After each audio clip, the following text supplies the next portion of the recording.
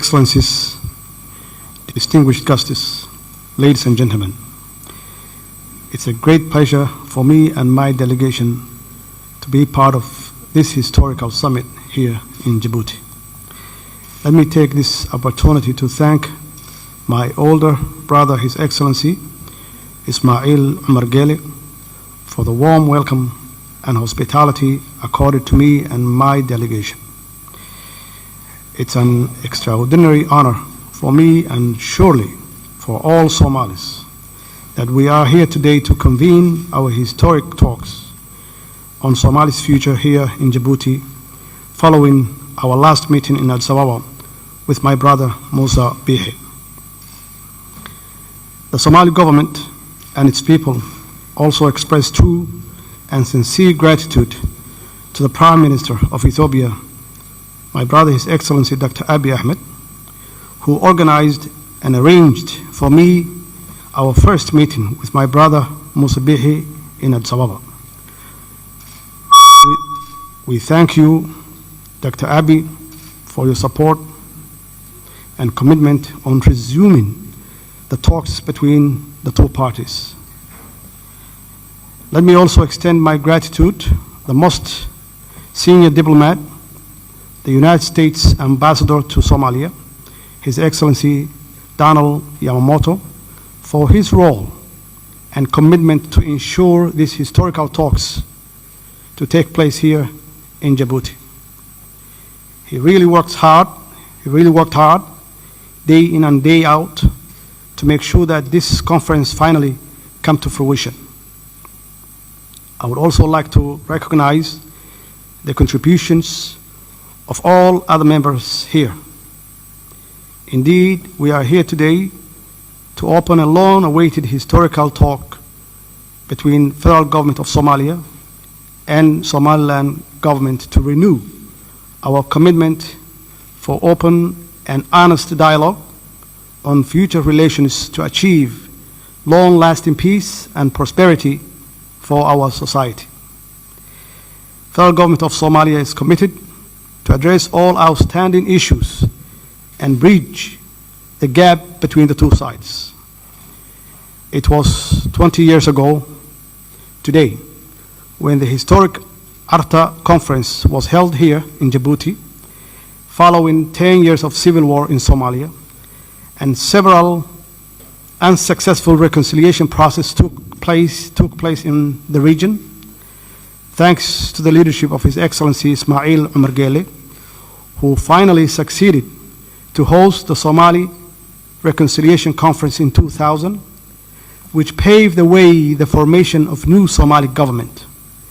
Now, again, we are here, and we thank you, my brother Gele, for hosting similar dialogue after 20 years, which we are all grateful for, and it is indeed another historic epic in the making, which require us to have the necessary courage and determination to take advantage of your tireless effort to help us. And yet, my brother Biixi and I are here to make very tough decisions so that our people will have a better and future and prosperous future. I thank you. Assalamu alaikum wa rahmatullahi wa barakatuh. Your Excellency Ismail Omar Gele, the President of the Republic of Djibouti, Your Excellency Dr. Abey Ahmed, the Prime Minister of Federal Democratic Republic of Ethiopia, Your Excellency Mohamed Cabdulahi, Farmaajo, President of Somalia, Your Excellency Hassan Ali Khaireh, the Prime Minister of Somalia, representatives of the chairperson of the African Union, they are here, Your Excellency Dr. Wargane Gebeyaho, the Executive Secretary of IGAD, Your Excellency Donald Yamamoto, the U.S. Ambassador, Excellency, distinguished guests, ladies and gentlemen, all protocols observed, good afternoon. Mr. President and Chairman as well, first and foremost, let me say that it's a great pleasure to be here with you today and to participate the continuation of the dialogue between Somaliland and Somalia. Allow me to extend my sincere appreciation to the regional, continental, and international community for your presence here today to discuss a topic of great importance to the Horn of Africa. Allow me to further thank His Excellency President Ismail Omar Guelleh and the people of Djibouti for their warm and brotherly hospitality in welcoming us in this beautiful country. Though we may be separated by land and sea, nothing will diminish the important role you all play and will continue to play in your efforts to bring peace and stability to the African continent. The region is suffering from a combination of unprecedented challenges, which range from the COVID-19 to environmental and socio-economic issues. Regional cooperation and hegemony is urgently required to steward the vulnerable to more prosperous and stable future.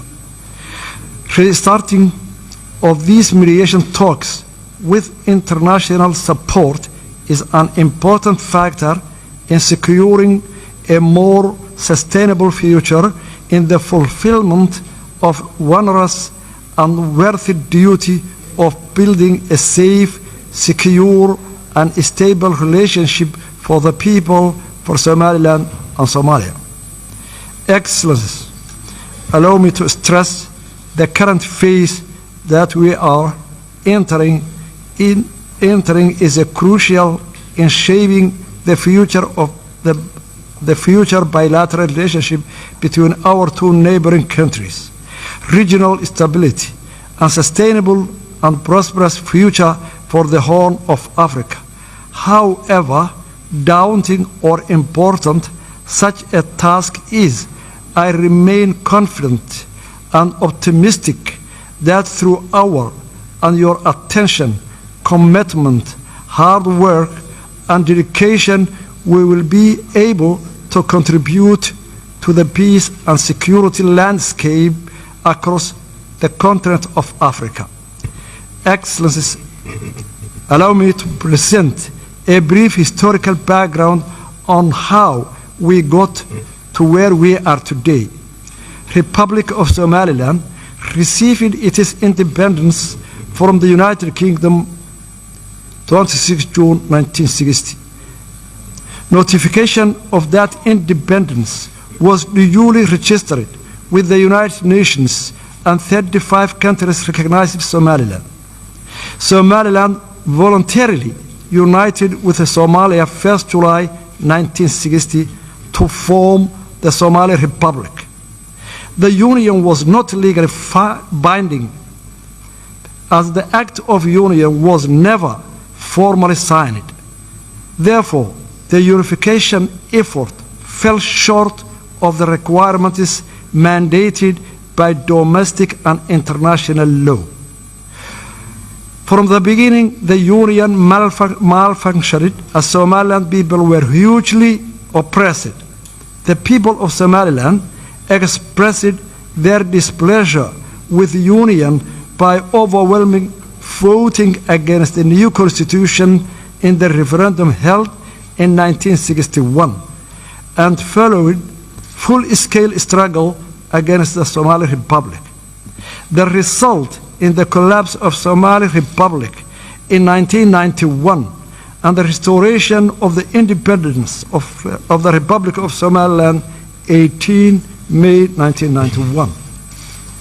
Since restoring our independence, Somaliland, with its scarce resources and with limited international support, has embarked on a steady, incremental, and progressive agenda of conflict resolution, peace building, and state building, and established good governance and functioning government institutions.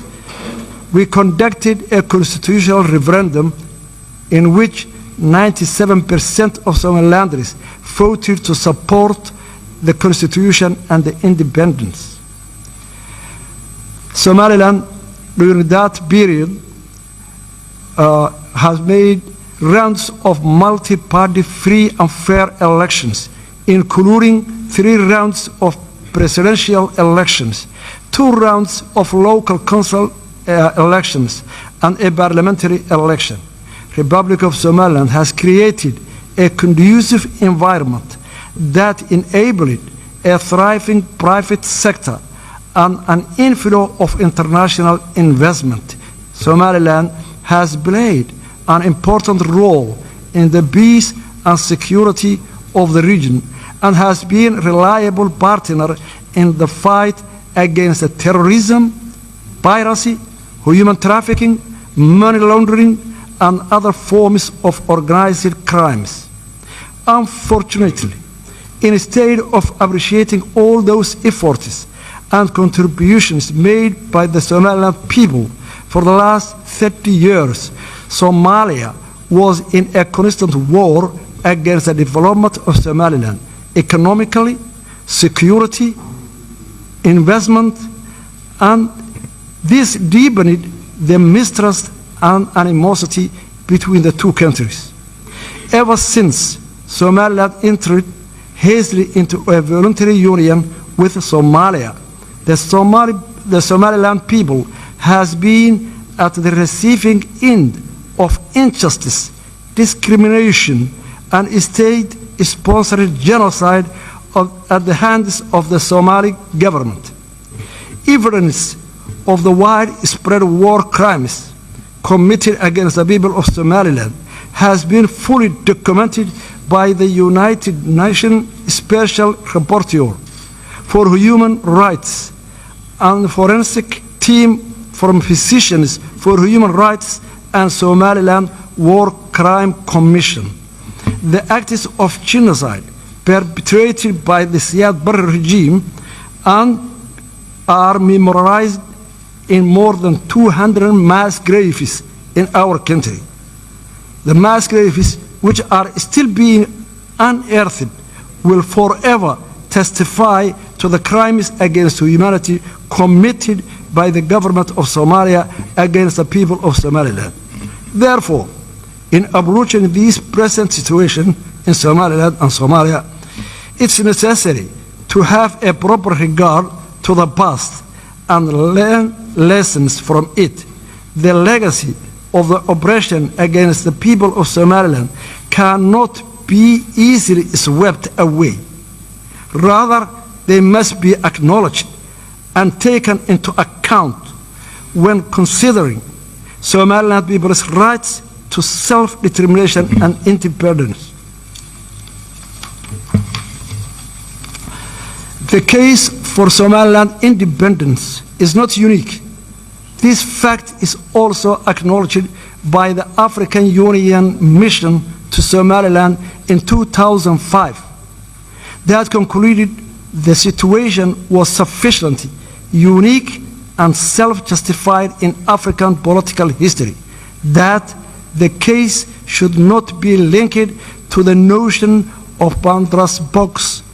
It recommended that the African Union should find a special method of dealing with this outstanding case at the earliest possible date. Furthermore, the 2005 African Union Fact Mission to Somaliland reported that the plethora of problems and confronting Somaliland are in part the legacy of political union with Somalia that malfunctioned and brought the destruction and ruin, thereby overburdening the population of Somaliland. Somaliland's claim to independence depends on part its circumstances, including the brief but legal period of independence in 1960. It claims to recognize international borders relating to that period, as can be summarized from the Somaliland's case, unique and demands unique solution. It does not create precedent for other unresolved conflicts in Africa or elsewhere. Somaliland's legal case for independence is the conformity with the international law. Somaliland satisfies the statehood criteria as set out in Montevideo Convention of 1933. Somaliland fulfills the conditions set out in Article 4P of the Constitutive Act of the African Union, which enshrines respect of borders existing on the achievement of independence, since Somaliland borders correspond to those received upon independence from the Great Britain. Somaliland is fully aware that the African context, the exercise of the right to self-determination is linked to the principle of respect for respecting boundaries. Somaliland's case for independence involves restoring borders of it possessed both as a colonial entity as an independent state. Between 1991 and 2000, the Organization of African Union considered to the break-up of two other unions. In 1989, Senegal opted to terminate the 87-year merger with Gambia as Senegambia Federation, and 1993, Eritrea formally seceded from Ethiopia. Furthermore, in supporting the Comprehensive Peace Agreement signed in 2005 and subsequently independence of South Sudan and its admission to the African Union, the African Union has accepted the break-up of Southern Sudan. The International Court of Justice, in its legal opinion on Kosovo, declared in 10-4 vote that the declaration of independence of Kosovo of the 17th February 2008 did not violate general international law because the international law provides no prohibition on declaration of independence. Furthermore, the Arbitration Commission of Peace Conference to Yugoslavia produced a series of opinions on the validity of new states' claim to independence and conditions for recognition. The Commission determined, inter alia, the break-up of Yugoslavia was a case of dissolution rather than cession. Somaliland's pursuit of independence is not a case of cession, but rather dissolution of voluntary union between independent states. A number of African Union member states are also the product of failed union. Mali, Senegal, Gambia, and Egypt have all withdrawn from unions with their borders intact. The African Union has also accepted the independence of territories never previously enjoyed full sovereignty. Following the failure of the unity government, Republic of Somaliland exercised its inherent right to self-determination, which are consistent with the preamble of the United Nations 1948 Universal Declaration of Human Rights. Somaliland has long argued that Somali Republic was two united countries.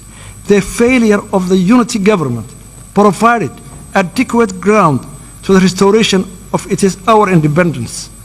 We believe in that the key to sustainable and peaceful future lies in the honest and sincere dialogue between Somaliland and Somalia under the auspices of neutral and impartial international mediation mechanism and a guarantor. Somaliland remains committed to peaceful coexistence with Somalia. However, Somaliland insists in that the dialogue should be a two-state process with a substantive agenda that addresses the core issues of the dispute. Today, how can we proceed to this dialogue if the previously signed agreements in London, Istanbul, Accra, and Djibouti were not implemented yet? We cordially propose that a serious mediation mechanism and a guarantor should be in place for this new round dialogue. We thank Somalia for their sincere apology to the horror of yesteryear committed in Somaliland. The current generation of Somalia was, of course, not responsible for what the previous generations did, but it is acknowledgement of the wrongdoings of previous generation is significant and heartfelt appreciated by all Somalilanders. But with acknowledgement also comes responsibility.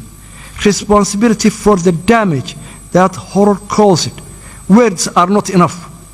Again, words are not enough. The horror of the past requires more than words. It requires actions. The act of recognizing and supporting the independence of Somaliland would go a long way to heal the wounds of the past and enable our states to embrace each other in our independent but closely interwoven futures. I am confident that we can build a bright future together as a brotherly, neighboring nations and for our own people and our region. Thank you very much. Assalamu alaikum. Maalini wanaksan. I am immensely delighted to be in this beautiful city of Djibouti, to once again enjoy the generous hospitality of my elder brother and friend, President Ismail Omar Goleh. I am equally pleased to be with my dear brothers and neighbors, President Mohamed Abdullahi Farmaajo and President Moose Biixi. Today, this important gathering of the leaders of the Horn of Africa gives me a good opportunity to reflect on the significance of peace, genuine reconciliation, mutual beneficial cooperation, and security. In fact, this is a family gathering more than anything else. I always say our countries are joined by one umbilical cord. We are blood brothers, and we must be proud of that. Dear brothers, the Horn of Africa has experienced prolonged periods of bad governance and failed leadership. We are too familiar with the destruction, displacement, and the decades of economic backwardness generated by senseless conflict. We need to change course and start a new era. We need to cultivate hope and build a better future for our people. As an integral part of the one family, the Somali people constitute one of the largest and most resilient people in the Horn of Africa. Somalis are largely energetic, dynamic, independent-minded, and entrepreneurial, also friendly. After decades of conflict and despair, Somalis are yearning for charismatic, visionary leadership that can galvanize their spirit, strengths, and resource, and rally them to a future of prosperity and peace. With the commitment of putting differences aside for mutual growth, the leadership is you. As a family and neighbors whose people have been pitted against each other for decades, whose people have been deprived of a stable environment for social and economic development and peaceful coexistence, whose people have been forced to endure in a state of perpetual poverty. We must understand that huge benefits are to be gained from investing in peace, reconciliation, and integration. My brother, Mohamed and Moose, you have choices to make today to embrace the spirit of forgiveness, reconciliation, and genuine healing, and unleash the power of your people. The leadership you make will also have profound impact on our region and set an example to other regions of Africa. A reconciled, peaceful, and prosperous Somalia had the potential to become a formidable economic powerhouse. Somalia is endowed with abundant natural resources, that longest coastline in Africa, rich marine resources, fertile productive agricultural land, ample livestock assets, and untapped mineral deposits such as uranium, petroleum, and gas.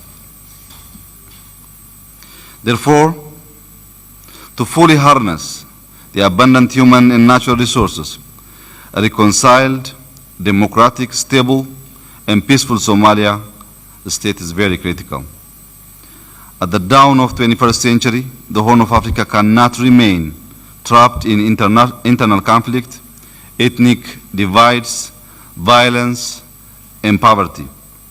The countries of the Horn of Africa combined possess immense natural and human resources, economic potential, and a year-round favorable climate, which, if positively exploited, could enhance our geopolitical position. Together, we can pool our resources to break the vicious cycle of poverty and despair and uplift the lives of our people. This is why I believe your brotherhood is the engine of our regional integration. Dear brothers, Mohamed and Moose, this year moment, nations are transformed by visionary and courageous leaders. As leaders of this great people, you have the power to shape the destiny of your people, the power to translate into achievable goals the big dreams and hopes of your fellow citizens. Your strength lies in your solidarity. Together, you can rise as a nation and overcome monumental challenges. I urge you to seize the moment and look forward to a future of peace and prosperity for the Somali people. Both Brother Ismail and I are genuinely interested to work hand in hand with our brothers and neighbors to finally settle their differences through genuine reconciliation, forgiveness, and accommodation. This is what the traditional norms and regulations of here demands from you. There is no any other way other than coming together and talk for peace and reconciliation. Guided by virtues of the Madax philosophy and in the spirit of good neighborliness, mutual cooperation, open borders, integrated economies, peaceful coexistence, we can certainly rise together